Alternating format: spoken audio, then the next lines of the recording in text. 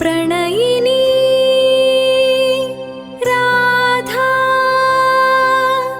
വിരഹിണി രാധിക യദുകുലറാണി രാധാ കണ്ണന് സ്വന്തമീ രാധാ. ജയ് ശ്രീ രാധേ രാധേ. ആശാസ് ഗോലോകം എന്ന ചാനലിലേക്ക് രാധാറാണിയെ ഇഷ്ടപ്പെടുന്ന, കണ്ണനെ ഇഷ്ടപ്പെടുന്ന എല്ലാ ഗോപികോപ്പന്മാരെയും എല്ലാ ഭക്തജനങ്ങളെയും ഞാൻ സ്വാഗതം ചെയ്യുന്നു. ഞാൻ നിങ്ങളോട് ഇന്ന് പറയാൻ പോകുന്നത് ആണ്ടാളമ്മയുടെ കഥയാണ്. രാധാറാണിയുടെ പുനരവതാരമായ ആണ്ടാളമ്മ. രാധാറാണിയുടെ മധുരമൂറുന്ന കൊതിയൂറുന്ന പ്രണയം എത്ര നുകർന്നിട്ടും കണ്ണന് മതിയാവുന്നില്ല. അതുകൊണ്ട് രാധാറാണി വീണ്ടും പുനരവതരിക്കുകയാണ് ആണ്ടാളമ്മയായി. കണ്ണനോ രംഗനാഥനായ രംഗനാഥ ക്ഷേത്രത്തിലും. അപ്പോൾ ആ കഥയാണ് ആണ്ടാളമ്മയുടെ കഥ. തമിഴ്നാട്ടിലെ മധുരയ്ക്കടുത്ത് ശ്രീ വില്ലിപുത്തൂർ എന്നുള്ള കൊച്ചു ഗ്രാമം. ആ ഗ്രാമത്തിൽ ഒരു ക്ഷേത്രമുണ്ടായിരുന്നു, വടപത്രശായി ക്ഷേത്രം. ആ ക്ഷേത്രത്തിൽ മാല കിട്ടുന്ന ജോലിയുള്ള ഒരു ബ്രാഹ്മണൻ ഉണ്ടായിരുന്നു. ആ ബ്രാഹ്മണന്റെ പേരാണ് വിഷ്ണു ചിത്തൻ. അദ്ദേഹത്തിന് എല്ലാവരും പെരിയാഴ്വാൾ എന്നാണ് അദ്ദേഹത്തിനെ വിളിച്ചുകൊണ്ടിരുന്നത് സ്നേഹപൂർവ്വം. അദ്ദേഹം വിഷ്ണു ഭക്തനായിരുന്നു. അത് മാത്രമല്ല, അദ്ദേഹം രംഗനാഥ ക്ഷേത്രത്തിൽ എന്ന് മാല കെട്ടിക്കൊടുക്കുന്ന ജോലി, അതായിരുന്നു അദ്ദേഹത്തിന്റെ ഉപജീവന മാർഗം. അപ്പോൾ അദ്ദേഹം ഏറ്റവും കടുത്ത വിഷ്ണു ഭക്തനായിരുന്നു. അദ്ദേഹത്തിന് മക്കളൊന്നുമില്ല, ഭാര്യയുമേ അങ്ങനെ കഴിഞ്ഞു പോവുകയാണ്. അപ്പോൾ അങ്ങനെ ഇരിക്കുമ്പോൾ ആ ശുദ്ധ ബ്രാഹ്മണൻ ഒരു ദിവസം അമ്പലത്തിൽ പോകാനായി മാലയൊക്കെ കെട്ടിക്കഴിഞ്ഞ് അദ്ദേഹത്തിന് വീടിനോട് ചേർന്നൊരു പൂന്തോട്ടമുണ്ട്. ആ പൂന്തോട്ടത്തിൽ തുളസിക്കാടൊക്കെ ഉണ്ട്. അപ്പോൾ അദ്ദേഹം എന്താന്ന് വെച്ചാൽ ആ പൂന്തോട്ടത്തിൽ ആ തുളസിക്കാടിൻ്റെ അടുത്തേക്ക് വന്നപ്പോൾ ഒരു കൊച്ചുകുട്ടി ആ തുളസി ചെടിയുടെ അടിയിൽ ഇങ്ങനെ കിടക്കുകയാണ്. ആ കുട്ടി ഇങ്ങനെ കരയുന്നുമുണ്ട്. അപ്പോൾ ജനിച്ചു വീണൊരു കുട്ടി, ഒരു പെൺകുട്ടി, അതിമനോഹരമായ മുഖം. അത് മാത്രമല്ല, ആ കുഞ്ഞിൻ്റെ മുഖത്ത് നിന്ന് ഇങ്ങനെ പ്രകാശം അവിടെ ചുറ്റും ഇങ്ങനെ നിറഞ്ഞു നിൽക്കുകയാണ്. അവിടെ മുഴുവൻ ഇങ്ങനെ വെട്ടം കൊണ്ട് നിറഞ്ഞു നിൽക്കുന്നു. അപ്പോൾ അദ്ദേഹത്തിന് വല്ലാത്ത സന്തോഷം തോന്നി. അദ്ദേഹം ആ കൊച്ചു കുട്ടിയെ എടുത്ത് ചേർത്ത് വെച്ചു. മാത്രമല്ല, ആ കുട്ടിക്ക് മറ്റൊരു പ്രത്യേകത കൂടി ഉണ്ടായിരുന്നു. അതിമനോഹരിയാണ് എന്ന് മാത്രമല്ല, ആ കുട്ടിയുടെ മുടിക്ക് ഒരു നല്ല പ്രത്യേകത ഉണ്ടായിരുന്നു. ചുരുണ്ട് നിബിഡമായ മുടി, ഇങ്ങനെ നിറഞ്ഞു നിൽക്കുന്ന മുടി. അത്രയും ജനിച്ചു വീണ സമയത്ത് തന്നെ അത്രയും ഭംഗിയുള്ള തലമുടി നിബിഡമായി നിറഞ്ഞു നിൽക്കുന്നു. ആ കുട്ടിയെ കോരിയെടുത്ത് നമ്മുടെ വിഷ്ണു ചിത്തൻ ചേർത്ത് വെച്ചു. എന്നിട്ട് ഭാര്യയുടെ അടുത്തേക്ക് കൊണ്ടു ചെന്നു. എന്നിട്ട് ആ കുട്ടിയെ ഇനി ഭൂമിദേവി തന്ന നിധിയാണ്, അതുകൊണ്ട് ഈ കുട്ടിയെ നമുക്ക് കോതേ എന്ന് വിളിക്കാം എന്ന് പറഞ്ഞു. കോതേ അല്ലെങ്കിൽ ഗോതേ എന്നും രണ്ടും പറയുന്നുണ്ട്. കോതേ എന്ന് നമുക്ക് പറയാം. അപ്പൊ കോതേ എന്നുള്ള വാക്കിന് മറ്റൊരർത്ഥം കൂടിയുണ്ട്, അതിസുന്ദരി. അതായത് നമ്മൾ സുന്ദരി കോത എന്നൊക്കെ മലയാളത്തിൽ പറയത്തില്ല, അതുപോലെ കോതേ, അതിൽ നിന്നാണ് ഈ സുന്ദരി കോത എന്ന് പോലും വന്നത്. അപ്പൊ കോതേ അതായത് ഭൂമിദേവി തന്ന നിധി അല്ലെങ്കിൽ അതിസുന്ദരി എന്നാണ് ആ കോതേ എന്നുള്ള വാക്കിന്റെ അർത്ഥം. അപ്പൊ വിഷ്ണു ചിത്തനും ഭാര്യയും വളരെ സന്തോഷത്തോടു കൂടി ആ കൊച്ചുകുട്ടിയെ വളർത്താൻ തുടങ്ങി. കാരണം മക്കളില്ലാത്ത അവർക്ക് വിഷ്ണുദേവൻ, അതായത് ഭഗവാൻ ശ്രീകൃഷ്ണൻ തന്നെ സ്വയം അവർക്ക് കുട്ടിയെ കൊടുത്തതാണ് എന്നുള്ള വിശ്വാസത്തിൽ ആ കുട്ടിയെ അവൾ ലാളിച്ചും കൊഞ്ചിച്ചും ഒക്കെ അങ്ങനെ വളർത്താൻ തുടങ്ങി. അപ്പൊ അങ്ങനെ ദിവസം കടന്നുപോയി. ഈ കൊച്ചുകുട്ടി ചെറിയ പ്രായത്തിൽ തന്നെ, അച്ഛൻ വിഷ്ണു ഭക്തനല്ലേ, അപ്പൊ വിഷ്ണു കഥകളും കൃഷ്ണന്റെ കഥകളും വൃന്ദാവനത്തിലെ കഥകളും ഒക്കെ കേട്ടാണ് ആ കൊച്ചുകുട്ടി വളർന്നു വന്നത്. കുഞ്ഞിനെ ഓരോന്ന് പറയുന്നതും ഈ കഥകൾ പറഞ്ഞു കൊടുത്തിട്ടാണ് വിഷ്ണു ചിത്തൻ വളർത്തിക്കൊണ്ടുവന്നത്. അപ്പോൾ ആ കോത ചെറിയ പ്രായത്തിൽ തന്നെ വിഷ്ണു ഭഗവാനോട് അതീവ ഭക്തി മനസ്സിലിങ്ങനെ നിറഞ്ഞു വന്നു. ഏറ്റവും നിറഞ്ഞു നിൽക്കുന്ന പ്രണയഭക്തി. അപ്പോൾ അങ്ങനെ ഇരിക്കുമ്പോൾ ഓരോ കഥകൾ അവളിങ്ങനെ അച്ഛനിൽ നിന്ന് കേട്ടു തുടങ്ങി. വൃന്ദാവനത്തിലെ കഥകൾ, രാധാദേവിയുടെ കഥകൾ, കൃഷ്ണന്റെ കഥകൾ, ഗോപികമാരുടെ കഥകളൊക്കെ ഇങ്ങനെ കേട്ടു തുടങ്ങി. അപ്പോൾ അവളുടെ മനസ്സിൽ അതായത് ആ കോതയുടെ മനസ്സിൽ രംഗനാഥനോട്, ഭഗവാൻ രംഗനാഥനോട് അതീവമായ പ്രണയഭക്തി. വിഷ്ണു തന്നെയാണ് രംഗനാഥനോട് അതീവമായൊരു പ്രണയഭക്തി രൂപപ്പെടാൻ തുടങ്ങി.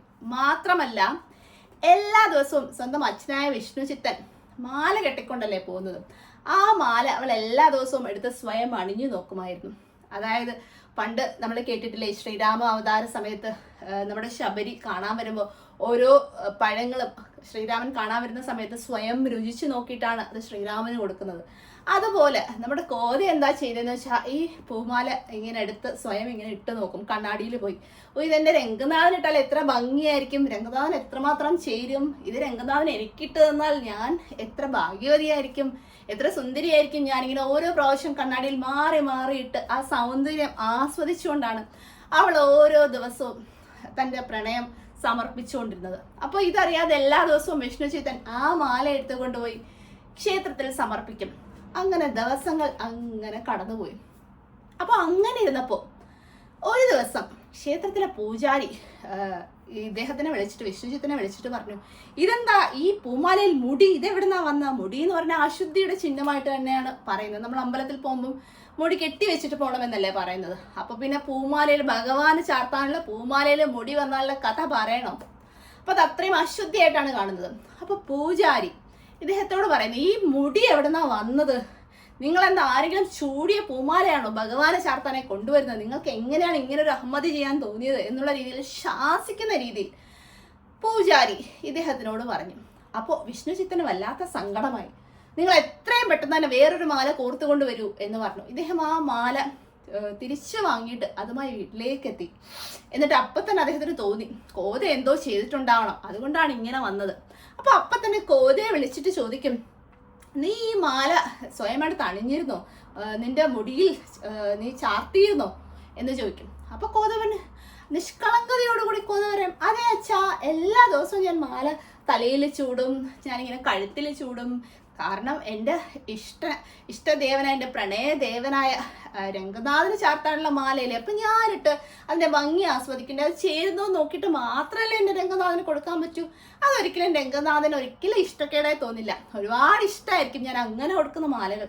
അദ്ദേഹത്തിന് ഒരിക്കലും അത് ഇഷ്ടപ്പെടാണ്ടിരിക്കില്ല, എൻ്റെ പ്രണയം അദ്ദേഹത്തിന് അത്രയ്ക്ക് ഇഷ്ടമാണ് എന്നുള്ള രീതിയിൽ നിഷ്കളങ്കമായി കോതെ ഇങ്ങനെ അച്ഛനോട് പറയുന്നു. ഇത് കേട്ടപ്പോൾ വിഷ്ണുചിത്തൻ അവളെ വിട്ട് വഴക്ക് പറയാനും വയ്യ, എന്നാ വഴക്ക് പറയാതിരിക്കാനും വയ്യ. അദ്ദേഹം പറഞ്ഞു, എന്തായാലും നീ ചെയ്തത് തെറ്റാണ്, അത് വലിയ പാപമാണ്, ഒരിക്കലും ഭഗവാന് ചാർത്തുന്ന മാലയാണ്, നമ്മളൊക്കെ മനുഷ്യരാണ്, അപ്പോൾ ഒരിക്കലും ഭഗവാന് ചാർത്താനുള്ള ഒരു സാധനവും നമ്മൾ ആദ്യമെടുത്ത് ഉപയോഗിക്കരുത്. അതുകൊണ്ട് ഭഗവാന് ചാർത്താനുള്ള മാല നീ ഒരിക്കലും ആദ്യമെടുത്ത് അണിഞ്ഞു നോക്കരുത്, അത് നീ ചെയ്തത് പാപമാണ്, തെറ്റാണ്, ഇനി ഒരിക്കലും നീ അത് ആവർത്തിക്കാൻ പാടില്ല എന്ന് വിഷ്ണുചിത്തൻ മകളോട് പറയുന്നു. അവൾക്ക് വല്ലാത്ത സങ്കടമായി. അവള് പെട്ടെന്ന് പോയി തന്നെ സങ്കടപ്പെട്ട് ഇങ്ങനെ കരയാൻ തുടങ്ങി. വിഷ്ണുചിത്തൻ ആ കിട്ടിയ സമയം കൊണ്ട് പെട്ടെന്ന് തന്നെ പൂവൊക്കെ സംഘടിപ്പിച്ച് പെട്ടെന്ന് തന്നെ മാല കോർത്തു ഉടനെ തന്നെ ക്ഷേത്രത്തിലേക്ക് ഓടിപ്പോയി. കാരണം സമയം താമസിച്ചു. അങ്ങനെ വളരെ വേഗം തന്നെ എത്തിയിട്ട് ആ മാല പൂജാരിക്ക് കൊടുക്കുന്നു. അങ്ങനെ പൂജാരി അതെടുത്ത് ചാർത്തുന്നു. അന്ന് രാത്രി പൂജാരി ഒരു സ്വപ്നം കാണുന്നു. സ്വപ്നത്തിൽ ശ്രീ രംഗനാഥൻ സ്വയം എഴുന്നള്ളുന്നു. അപ്പോൾ അവിടെ മുഴുവൻ പ്രകാശമയം. രംഗനാഥൻ സ്വയം എഴുന്നള്ളിയിട്ട് ഇങ്ങനെ അരുളി ചെയ്യുന്നു, നിങ്ങൾ ചെയ്തത് വലിയ തെറ്റാണ്, എനിക്ക് അവളുടെ മാല, അതായത് കോത ചാർത്തിയിട്ട് കൊണ്ടുവരുന്ന മാലയാണ് എനിക്ക് പ്രിയം, അല്ലാതെ കോത ചാർത്താതെ കൊണ്ടുവരുന്ന മാല എനിക്ക് പ്രിയമല്ല എന്ന് പറയുന്നു. അതുകൊണ്ട് ഇനി തൊട്ട് കോത ചാർത്തിയ മാല മാത്രമേ എനിക്ക് ചാർത്താൻ പാടുള്ളൂ എന്ന് രംഗനാഥൻ അരുളി ചെയ്യുന്നു. അതാണ് പൂജാരി കാണുന്നത്. രംഗനാഥനെ സ്വയം അദ്ദേഹം ദർശിക്കുന്നു. അദ്ദേഹം രാവിലെ തന്നെ എഴുന്നേറ്റിട്ട് പെട്ടെന്ന് തന്നെ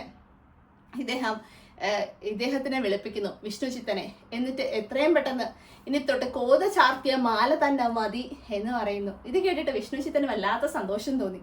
തൻ്റെ മകളുടെ നിഷ്കളങ്ക പ്രണയഭക്തി രംഗനാഥൻ ഒരുപാട് ഇഷ്ടമായിരിക്കുന്നു. അതുകൊണ്ടല്ലേ ഇങ്ങനെ ഒരു ദർശനം, അതായത് ഇങ്ങനെ ഒരു അരുളി ചെയ്യൽ പൂജാരിയോട് നടത്തിയത് എന്ന് വിഷ്ണുചിത്തന് മനസ്സിലായി. അദ്ദേഹം വളരെ സന്തോഷത്തോടു കൂടി വന്നിട്ട് അവളോട് പറയുന്നു, നീ വിഷമിക്കണ്ട, ഇനി തൊട്ട് നീ ചാർത്തിയ മാല തന്നെ രംഗനാഥന് മതി എന്ന് അദ്ദേഹം അരുളി ചെയ്തിരിക്കുന്നു. അത് മാത്രമല്ല, നീ ആണ്ടാളാണ്, ആണ്ടവന് പ്രിയപ്പെട്ടവളാണ് എന്ന് അദ്ദേഹം പറഞ്ഞിരിക്കുന്നു.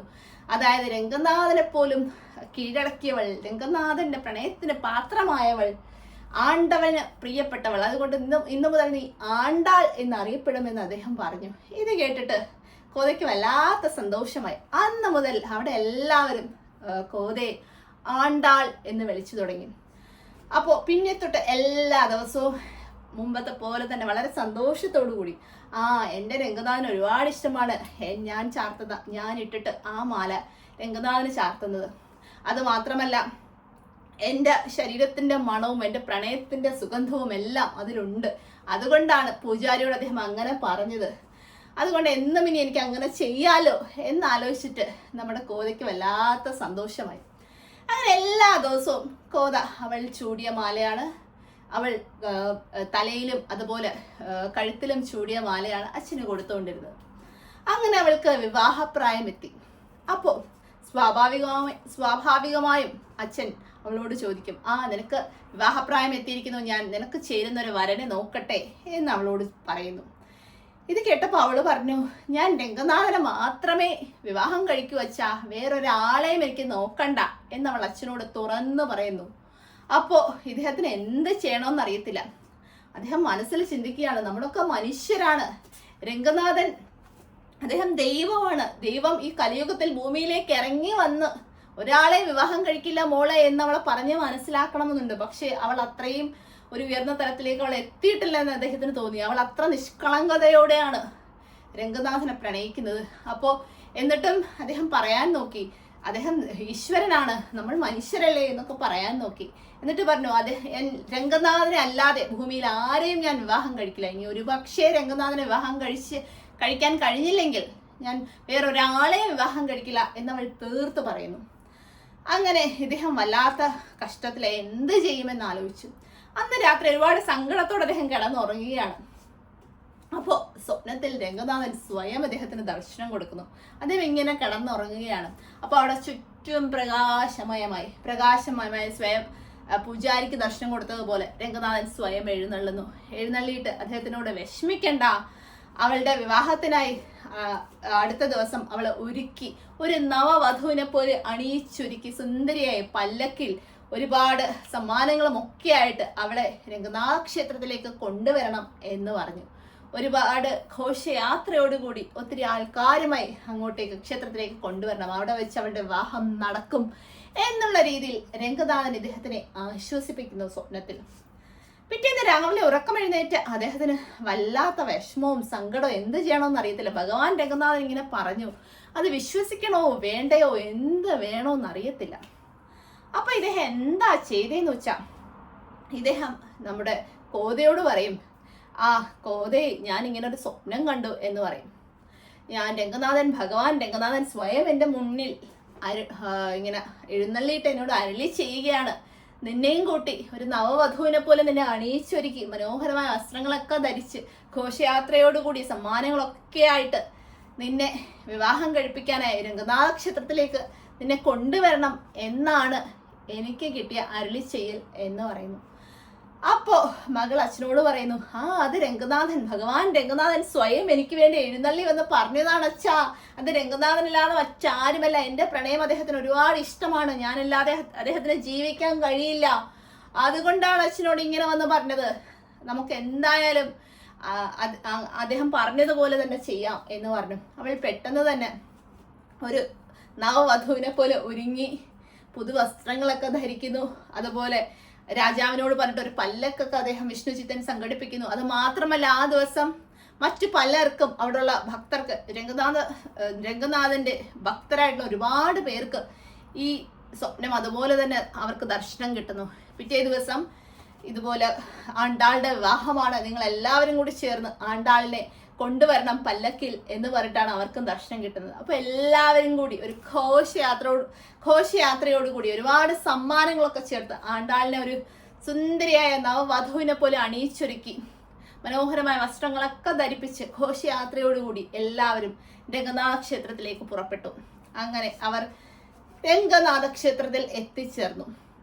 അപ്പോൾ അവിടെ എത്തിയപ്പോൾ ആണ്ടാൾ എന്താ ചെയ്തതെന്ന് വെച്ചാൽ ക്ഷേത്രത്തിനുള്ളിലേക്ക് കടന്നു. എന്നിട്ട് ഗർഭാഗൃഹം തുറന്നു കിടക്കുകയായിരുന്നു ശ്രീകോവിൽ.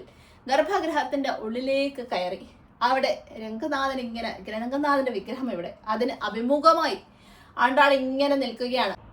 അപ്പോൾ അവർ മുഖത്തോട് മുഖം നോക്കി ഇങ്ങനെ നിൽക്കുകയാണ്. എല്ലാവരും ശ്വാസം അടക്കി പിടിച്ച് ഇങ്ങനെ നോക്കിയാണ് എന്ത് സംഭവിക്കും എന്നറിയാൻ. പെട്ടെന്ന് ഒരു വലിയ ശബ്ദം കേട്ടു. അത് മാത്രമല്ല അവിടെ മുഴുവൻ പ്രകാശമയമായി മാറി.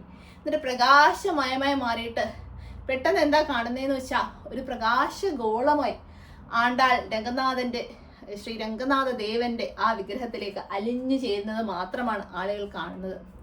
അത് മാത്രമല്ല ഒരു അശരീരിയും ഉണ്ടായി. എന്താന്ന് വെച്ചാൽ രംഗനാഥനെ വിവാഹം കഴിക്കാനായി ആണ്ടാൾ ഒരു വ്രതം എടുത്തിരുന്നു. അതായത് മാർഗഴി മാസം. ഭഗവത്ഗീതയിൽ ഭഗവാൻ ശ്രീകൃഷ്ണൻ പറയുന്നുണ്ട്, മാസങ്ങളിൽ ഞാൻ മാർഗഴി മാസമാണ് എന്ന്. അതായത് ഈ നവംബർ ഡിസംബർ നവംബർ പകുതി തൊട്ട് ആ ഡിസംബർ ജനുവരി ആ സമയത്തുള്ള ആ മാസത്തിനെയാണ് നമ്മൾ മാർഗഴി മാസം എന്ന് പറയുന്നത്. തിരുവാതിരയൊക്കെ വരുന്ന ആ മാസം. അപ്പൊ ആ മാസത്തിൽ 30 ദിവസം ആണ്ടാൾ വ്രതം എടുത്തിരുന്നു രംഗനാഥനെ വിവാഹം കഴിക്കാൻ വേണ്ടി. അത് മാത്രമല്ല ഈ സമയത്ത് ആണ്ടാൾ ഒരുപാട് ഭക്തി കാവ്യങ്ങൾ, അതായത് തിരുപ്പാവേ എന്നുള്ള ഒരു ഭക്തി കാവ്യം, മനോഹരമായ പ്രണയ ഭക്തി കാവ്യം എഴുതിയിരുന്നു. അതിലുള്ള ഓരോ ശ്ലോകങ്ങളും ഓരോ ദിവസമായി ആണ്ടാൾ ഇങ്ങനെ സമർപ്പിച്ച് രംഗനാഥന് സമർപ്പിച്ച ആണ് അത് എഴുതിയത് പോലും. അപ്പൊ അതിലെ പറയുന്നത് എന്താന്ന് വെച്ചാൽ ഓരോ പൂവിനോടും പുല്ലിനോടും പുഴയോടും മേഘങ്ങളോടും എല്ലാം സന്ദേശം അയക്കുകയാണ്. എൻ്റെ രംഗനാഥൻ എവിടെ? ഞാൻ ശ്രീ രംഗനാഥനിൽ നിന്ന് ഇങ്ങനെ വിരഹം അനുഭവിച്ച് ഇങ്ങനെ മാറി നിൽക്കുകയാണ്. എന്നെ രംഗനാഥനിലേക്ക് നിങ്ങൾ എത്തിക്കൂ, രംഗനാഥന് നിങ്ങൾ സന്ദേശം കൊടുക്കൂ, ഞാനിവിടെ കാത്തിരിക്കുകയാണ്, എന്നിലേക്ക് ഓടിയെത്താൻ ഭഗവാൻ രംഗനാഥനോട് നിങ്ങൾ പറയൂ എന്നാണ് ഓരോ സന്ദേശവും മേഘങ്ങൾക്കും പൂവിനോടും പുല്ലിനോടും വണ്ടിനോടും ഓരോ ജീവികളോടും അത്ര പ്രണയത്തോടു കൂടി. അതായത് രാധാറാണി കൃഷ്ണനെ കാണാതെ വിരഹം അനുഭവിക്കുമ്പോൾ എൻ്റെ കണ്ണൻ എവിടെ എന്ന് പൂവിനോടും പുല്ലിനോടും വണ്ടിനോടും ഒക്കെ തിരയുന്നത് അഷ്ടപതി പറയുന്നില്ലേ, അതുപോലെ തന്നെയാണ്, അതേ കാര്യം തന്നെയാണ് ഇവിടെ ആണ്ടാൾ തിരുപ്പാവയിലൂടെ ഓരോ ജീവികളോടും ഓരോ മൃഗങ്ങളോടും എൻ്റെ ഗോവിന്ദൻ എവിടെ, എൻ്റെ രംഗനാഥൻ എവിടെ, എൻ്റെ വിഷ്ണു ഭഗവാൻ എവിടെ എന്ന് തെരഞ്ഞുകൊണ്ട് അദ്ദേഹത്തെ എത്രയും പെട്ടെന്ന് എന്നിലേക്ക് എത്തിച്ചു തരൂ, അദ്ദേഹത്തിനെ കാണാനായി അത്രയും വിരഹം അനുഭവിച്ച് അദ്ദേഹത്തിന് വേണ്ടി എൻ്റെ ഹൃദയം അത്രയും തപിക്കുകയാണ്, എത്രയും പെട്ടെന്ന് എന്നിലേക്ക് എത്തിച്ചു തരൂ എന്നാണ് ആ പ്രണയ ഭക്തി കാവ്യമായ തിരുപ്പാവയിൽ പറയുന്നത്. ആ സമയത്ത് അവിടെ അശരീരി പോലെ തിരുപ്പാവയിലുള്ള ഓരോ വരികളും ഇങ്ങനെ മുഴങ്ങുന്നു അവിടെ മുഴുവൻ. അത് മാത്രമല്ല ആണ്ടാളമ്മയെ പ്രകീർത്തിച്ചുകൊണ്ടുള്ള ഗാനങ്ങളും അതുപോലെ രംഗനാഥനെ പ്രകീർത്തിച്ചുകൊണ്ടുള്ള ഭക്തി ശ്ലോകങ്ങളും ഒക്കെ അവിടെ മുഴുവൻ ഇങ്ങനെ മുഴങ്ങി കേൾക്കുന്നു. അത്രമാത്രം ഭക്തി സാന്ദ്രമായ അന്തരീക്ഷം. എന്നിട്ട് ഒരു അശരീരിയും കൂടി കേൾക്കുന്നു, ആണ്ടാൾ എന്നിലേക്ക് തന്നെ ചേർന്നിരിക്കുന്നു. അതുകൊണ്ട് ഇനി മുതൽ ആരാണോ തിരുപ്പാവെ ഉച്ചരിച്ചുകൊണ്ട് അല്ലെങ്കിൽ തിരുപ്പാവെ ശ്ലോകം ഉൾക്കൊണ്ടുകൊണ്ട് വ്രതമെടുക്കുന്നത് അവർ എന്നിലേക്ക് തന്നെ എത്തിച്ചേരും എന്നുള്ള ഒരു ഉറപ്പ് കൂടി ഭഗവാൻ രംഗനാഥൻ അവിടെ വിഷ്ണുചിത്തനും ബാക്കിയുള്ളവർക്കും കൊടുക്കുന്നു. അതോടുകൂടി അവിടെ മുഴുവൻ ഭക്തി സാന്ദ്രമയമായി മാറുന്നു. എല്ലാവരും സാഷ്ടാംഗം ആണ്ടാളമ്മയും അതുപോലെ രംഗനാഥനെയും നമസ്കരിക്കുന്നു. അതായത് കലിയുഗത്തിൽ ഭഗവാനെ വേണം എന്ന് പറഞ്ഞ് രാധാറാണിയുടെ പുനരവതാരമായ ആണ്ടാളമ്മ എങ്ങനെ പ്രണയഭക്തി ഉണ്ടാവണം എന്ന് ഈ പ്രപഞ്ചത്തിന് മുഴുവൻ കാണിച്ചു കൊടുത്തു. മീരാഭായി എങ്ങനെയാണോ ഗോവിന്ദനിലേക്ക് അലിഞ്ഞു ചേർന്നത്, അതുപോലെ ആണ്ടാളമ്മ രംഗനാഥനിലേക്ക് അലിഞ്ഞു ചേർന്നു. ആണ്ടാളമ്മയ്ക്ക് ഏറ്റവും പ്രിയങ്കരിയായ ഒരു തത്തയുണ്ടായിരുന്നു, രാധാറാണിക്ക് പ്രിയങ്കരിയായ തത്തയുള്ളതുപോലെ. അപ്പൊ ആ ഒരു തത്തയോടാണ് എല്ലാ കാര്യങ്ങളും ഇങ്ങനെ പറയുന്നത്. അപ്പൊ ആണ്ടാളമ്മയുടെ എല്ലാ പ്രതിഷ്ഠകളിലും ഒപ്പം ഒരു തത്തയും കൂടി കാണിക്കും. ആഴ്വാർ എന്ന് വെച്ചാൽ ഈ തമിഴ്നാട്ടിൽ ഈ കവിതകളൊക്കെ എഴുതുന്ന ആ കവികളെയാണ് നമ്മൾ, അത്രയും ഭക്തി കാവ്യങ്ങൾ എഴുതുന്നവരെയാണ് ആഴ്വാർ എന്ന് പറയുന്നത്. അപ്പൊ ആ ആഴ്വാർ കമ്മ്യൂണിറ്റിയിൽ തന്നെ സ്ത്രീയായ ഏക ആൾ ആണ്ടാളമ്മയാണ്. അപ്പോൾ ഇന്നും തമിഴ്നാട്ടിലും അത് മാത്രമല്ല വേറെ പലയിടത്തും കൃഷ്ണന്റെ ഗോവിന്ദന്റെ ഗോപികമാരാവാൻ വേണ്ടിയിട്ട് എല്ലാവരും ഈ വ്രതം തിരുപ്പാവയെ മുഴുവൻ പഠിച്ചിട്ട് അത് അതീവ പ്രണയഭക്തിയോടുകൂടി ചൊല്ലാറുണ്ട്. ആണ്ടാൾ ഈ ചെറിയ പ്രായത്തിൽ തന്നെ തിരുപ്പാവയെ കൂടാതെ മറ്റൊരു കൃതി കൂടി എഴുതിയിട്ടുണ്ടായിരുന്നു. ആ കൃതിയുടെ പേരാണ് നാച്ചിയാർ തിരുമൊഴി. അതും ഇന്ന് തമിഴ്നാട്ടിലെ മിക്ക വീടുകളിലും ഭഗവാനോടുള്ള സമർപ്പണത്തിന്റെ ഭാഗമായി അതും എല്ലാവരും പ്രാർത്ഥിക്കാൻ ഉപയോഗിക്കുന്ന ഒരു ഗ്രന്ഥമാണ്. വേറൊരു കാര്യം എന്താന്ന് വെച്ചാൽ ആണ്ടാൾ എന്നും ചൂടിക്കൊടുത്ത പൂവാണ്. സ്വയം ചൂടിയിട്ട് സ്വയം കഴുത്തിൽ അണിഞ്ഞിട്ട് സ്വയം തലമുടിയിൽ അണിഞ്ഞിട്ടാണ് അത് രംഗനാഥന് ക്ഷേത്രത്തിൽ സമർപ്പിച്ചുകൊണ്ടിരുന്നത്. അപ്പോൾ ഭഗവാൻ സ്വയം രംഗനാഥൻ വന്നിട്ട് പൂജാരിക്ക് സ്വപ്നദർശനം കൊടുത്തതിന് ശേഷം അവിടെ മുഴുവൻ ആണ്ടാളമ്മ എന്നറിയപ്പെട്ടു. കോതെ അത് മാത്രമല്ല മറ്റൊരു പേര് കൂടി അറിയപ്പെട്ടിരുന്നു, സൂടിക്കൊടുത്ത സൂടർകൊടി എന്നാണ്. അതായത് സ്വയം ചൂടിയിട്ട് അത് ഭഗവാൻ രംഗനാഥൻ സ്വയം ചൂടാൻ വേണ്ടി ഉപയോഗിക്കുന്നത്. അതുകൊണ്ട് സൂടിക്കൊടുത്ത സൂടർകൊടി എന്നാണ് ആണ്ടാളമ്മ ആ സമയം തൊട്ട് എല്ലാവരും ആണ്ടാളിനും വിളിക്കും, സൂടിക്കൊടുത്ത സൂടർകൊടി എന്നും വിളിച്ചിരുന്നു. ആണ്ടാളമ്മയുടെ മനോഹരമായ പ്രണയ ഭക്തി കാവ്യം നിങ്ങൾക്ക് ഏവർക്കും ഇഷ്ടപ്പെട്ടു എന്ന് വിചാരിക്കുന്നു. ഗോവിന്ദനിലേക്ക് അലിഞ്ഞു ചേർന്ന, ഗോവിന്ദനായി സ്വയം മാറിയ ആണ്ടാളമ്മയുടെ ഈ കഥ നിങ്ങൾ എല്ലാവരിലും പ്രണയഭക്തി ജനിപ്പിക്കാൻ സഹായമാവട്ടെ എന്ന് പ്രാർത്ഥിച്ചുകൊണ്ട് എല്ലാവർക്കും രാധേ രാധേ എന്ന മന്ത്രം മനസ്സിൽ മുഴങ്ങട്ടെ.